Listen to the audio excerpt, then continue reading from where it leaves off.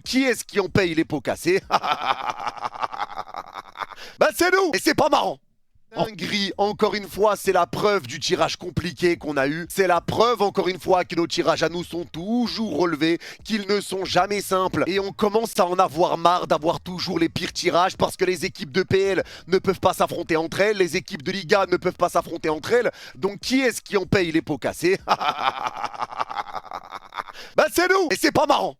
En fait, c'est que nous aussi on aimerait bien se taper avec des Kairat, des Paphos, des Slavia Prague. Que les petits. Apparemment, c'est que les petits. Mais bref, là n'est pas le sujet, puisque je rappelle que lors de la dernière journée, on s'est incliné au Sporting. Une défaite qui fait mal, je ne sais toujours pas comment ça a pu arriver, tellement on a dominé cette rencontre et tellement on était au-dessus. On s'est mangé un hold-up du futur. Mais aujourd'hui, ce qu'il faut se dire, c'est que le fait d'être dans le top 8 encore actuellement et être 6ème, c'est un petit miracle. Puisqu'on profite des faux pas de City qui a perdu, de l'Inter qui a perdu, de l'Atalanta qui a perdu et de l'Atlético Madrid qui a fait match nul. Et j'irai même plus loin, on profite aussi du fait que Chelsea ne s'est imposé que par un but d'écart et que le Barça n'a pas mis une trempe au Slavia Prague pour la différence de but. Donc on est déjà miraculé entre guillemets après le résultat très négatif qu'on a fait face au Sporting qui aurait pu être bien plus catastrophique que ça en termes de classement. Parce qu'à l'heure où on parle, Arsenal est premier avec 21 points, le Bayern est deuxième avec 18 points.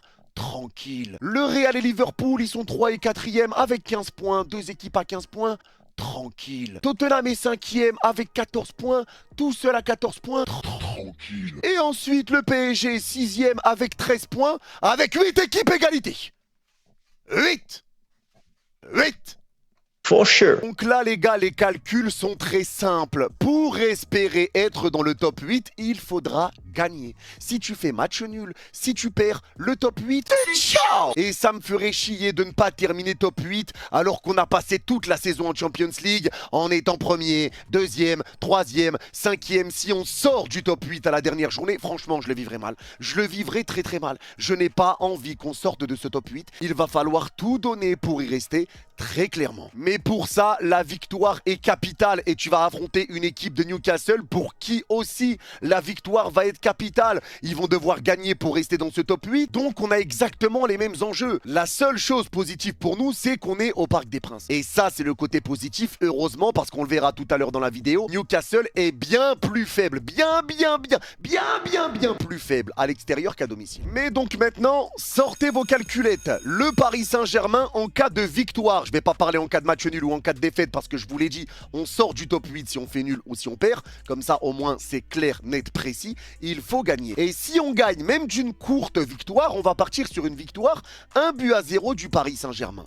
Les choses positives, si on s'impose, c'est qu'on a une énorme avance en termes de goal average. Ce qui veut dire que si on bat Newcastle avec une victoire de 1-0, on sera à plus 11 en différence de but. Donc on sera devant Newcastle, ça c'est clair et net vu qu'on les aura battus. Et si tu t'imposes par un but d'écart, tu forcerais Chelsea à s'imposer par 6 buts d'écart face à Naples, en sachant que c'est à Naples et que Naples est 25e en Ligue des Champions à l'heure où on parle et qu'ils ne vont clairement pas se laisser faire et qu'ils vont tout donner pour espérer une qualification. Donc pour que Chelsea repasse devant nous en cas de victoire du PSG, il faudra que Chelsea s'impose par 6 buts d'écart face à Naples.